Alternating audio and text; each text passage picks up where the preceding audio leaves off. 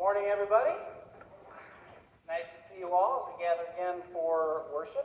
First, just a word of thank you to everybody who stuck around last week for our history event. Some nice lively conversation talking about our 70 years together and where we're going next. So thanks for that conversation. There'll be some follow-up conversation coming once we kind of collate all of those ideas you came up with. So thanks again for that.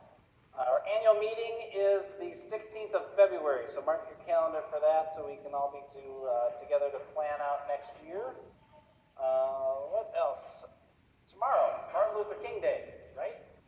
So one of the great quotes from him that I like is, darkness cannot cast out darkness, only light can do that. And hate cannot cast out hate, only love can do that. So may we be those people who continue to bring light and love into the world, especially as people of faith. When we celebrate communion today, if you didn't grab one of those little guys on the way in, just come on up to the center like we normally do. You can receive the bread or the gluten-free wafer, dip it in either the wine or the juice. Back to your seat on the side, or if you're with us at home. Welcome. And our mission of the month is loaves and fishes. So good turnout when we 2 weeks ago? That was 2 weeks ago when we put those meals together, so that was really great. All right, anything else for the good of the order? Yeah, could I just say that the piece that Brittany just played, entitled My God Can, we're going to sing now with you, but as one half of the music selection committee, I will say that we chose that piece well over a month ago, and this, of course, preceded everything that's going on in California and the fires and whatnot. And I encourage you to look really carefully at the words and how well it applies to our situation now. Great. Thanks, Betty. All right, let's go right to it then.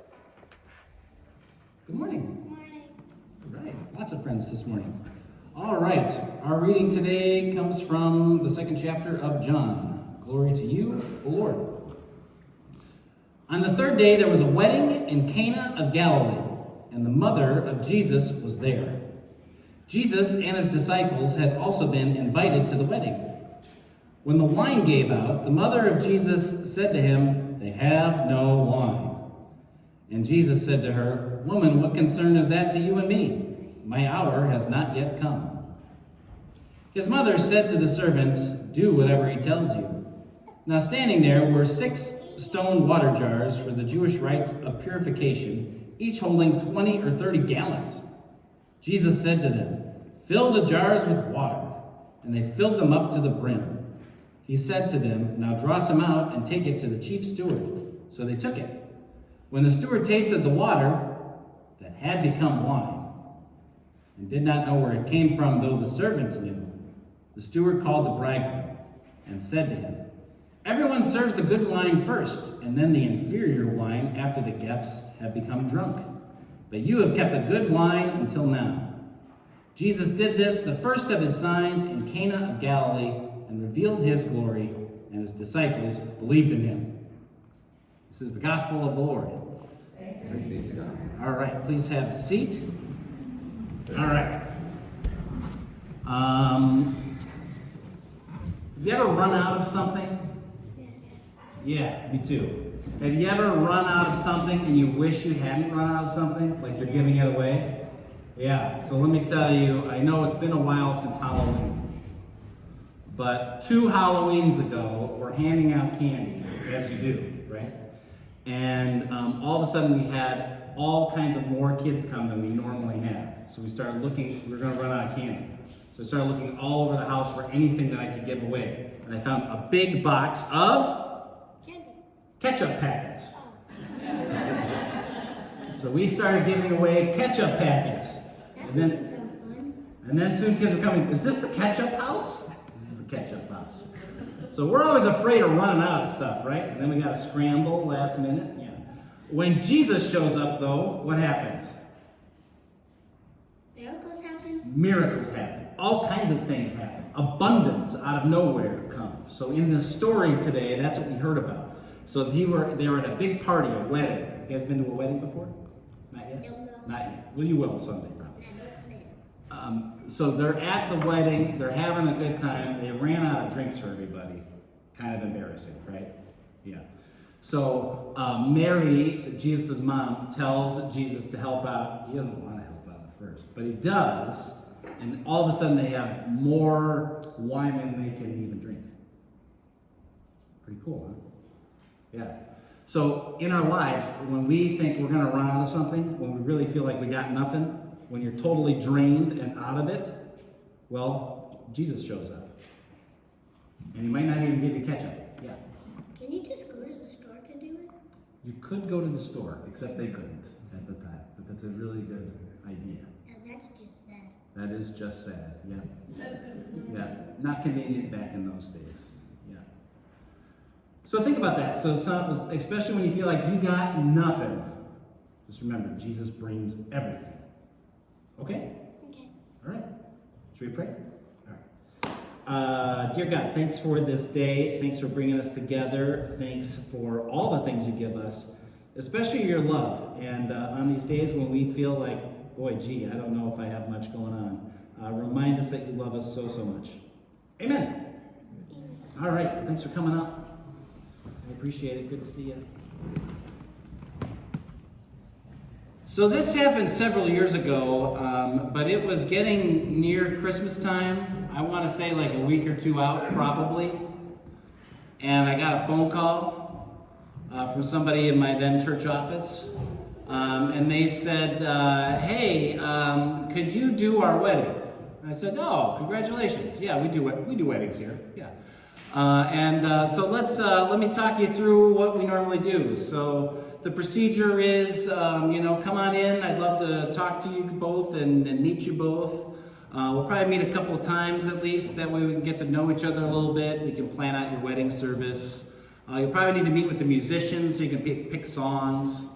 The church that I was serving at the time was actually like a historic building, so we actually had a wedding coordinator. Ooh, yeah, right. I'm like, so you need to meet with her, kind of get it all figured out. It's the holidays, so why don't we wait till the first of the year and then, we can get together and kind of look at the calendar and plan out your wedding. How's that sound? And she said, well, maybe you misunderstood me. I was hoping that we could get married like on the 23rd. I said, 23rd of December? She said, yeah. And I thought to myself in that moment, self? No way. There's way too much going on before Christmas time, not just in my life, but in the lives of all my people, and certainly everybody that needs to come together to put this wedding together. No way. We got to get Christmas together. We got musicians rehearsing. We've got bulletins to prepare. I still got to write a Christmas sermon. We got all this stuff to do. There's just no way we could do this. And then she said, please. This is a second marriage for both of us. My son is in town. He's in the Navy, and he ships out on the 26th. Is there any way we can do this wedding? And I said, okay. Let me call a couple people and see if we can figure this out. So I did that. We all kind of rearranged our schedules, much to our chagrin. We got it all put together. It was going to be on the 23rd. It was going to be at like 5 or 6 o'clock or something like that. I don't remember exactly. It was dark out though, so it was definitely then. And okay, this was going to be fine. So we can do the wedding. So it's the day of the wedding. I'm ready to go. We've got it all put together. Everybody's got all their stuff to go. And then they showed up late. And then they showed up, you could tell they'd had a few drinks already. And then not for nothing, because I'm really not this person, but, this is a beautiful old historic church on whatever night that was, the 23rd, for a wedding. And everybody kind of showed up in like jeans and sweatshirts. I'm like, okay, it's fine. And they were kind of obnoxious, kind of talking the whole time. And, when they wouldn't leave when it was over. I mean, I was really annoyed. Like, really, really annoyed. I'm like, okay, it's fine. But finally it was over and whatever. And then I was complaining about it to my friends. I'm like, I had to do this wedding on the 23rd. And they're like, why would you do a wedding on the 23rd? And I told them this whole story. And I'm like, I got nothing. I still got to figure out my sermon for tomorrow. And, you know, it's Christmas Eve after all, and now I'm all annoyed going into Christmas, which is like the worst feeling in the world, and all of this stuff. And they said, well, you know, Jesus still showed up, right? And I said, yes. Right when we think we got nothing, when we're annoyed, when we're busy and overwhelmed, when it doesn't seem like things are going our way, that's exactly when Jesus shows up. And when Jesus shows up, good things happen. Look at this story. I mean, Jesus is with his mom at this wedding, a happy occasion. I'd like to say they probably had it better planned than this couple did. But, you know, everybody's having a good time. But the wine ran out. That's not good. That's not good. Mary turns to him and says, let's help. Jesus looks a little annoyed, right? But then she turns and says, do whatever he says. And he sees the big stone jars. He says, fill them up with water. And it's the best wine they had ever tasted. This is what happens when Jesus shows up. Especially in those moments when we feel like we got nothing. Last summer, I did this wedding for a couple of friends of mine. He's another fireman. He said to me at the beginning of the summer, hey, can you do our wedding? We'd love to have you do it. I said, oh yeah, that'd be great. We're going to do it on a Sunday, though, because that's when we could get the place. I said, that's no problem. He told me the time. I wrote it down in my book. It was 1:30 in the afternoon. I said, okay, great, 1:30, no problem. And then the summer was going on, and we got together and put the whole thing together, and it was great. And okay, 1:30 on Sunday, no problem. And then I was going to help out. One of my old churches invited me to come preach there, so that was kind of cool. So I went back to where I was going to go back to Avon, Connecticut, which is like an hour away from where I live. Worship was at 9:30, so figure you leave enough time to get there by 9, so then you have a little time to get ready and do worship and hang out afterwards. Okay, I'd get home probably noon 30, right? That just kind of makes sense. So it's getting to be close to the wedding. I think we were on a fire call or something. He's like, great, well, I'll see you Sunday at 11:30. Uh-oh. I'm this big, right? Oh no. I've run out of wine. I've double booked myself. It's like a couple days away. I start to think to myself, how did I mess this up? I wrote 1:30 down. It was 11:30. I totally screwed this up. This is my friend. I got to talk to him about it. I certainly too late in the game to find another sub to do what I was going to do up in Avon. And I just had to say, I am so sorry. I am going to be in Avon in the morning, and then I got to be back. I don't know if I can make it in time for 11:30. I wrote 1:30 down in the book. He said, no problem. The bar opens at 11. As soon as you get there, no problem. We're just happy you're going to do it. I said, okay. That works for me. So then I go through the morning, right? I go up to Avon. Church is great. Sermon was a little short that day. I sprint out of there. I'm driving home within parameters, but going fast. I pull into the parking lot of the place at 11:15. I'm like, I made it. It's great. It's great. And I put my tie on and I go in and I find the wedding coordinator, and she said the couple's right in that room over there. And I walk in and it's 11:25. I'm like, I made it. I made it on time. I'm so happy I made it on time. And they said, would you like a beer? Yes, as a matter of fact, I would. Right, the best tasting Bud Light I've ever had. That was all right. That was all right. Right when you think you got nothing. Right when you think you got nothing. Good things can happen with a little faith and openness, especially when Jesus shows up. We know about this, right? We know what it looks like when there's abundance, when we think we don't have anything, right? We've all been there in our lives. You think you're right at the end of your rope, you're done, you got nothing, and all of a sudden somebody says something or does something, or you see something, and you say, oh my gosh, this is wonderful. This is wonderful.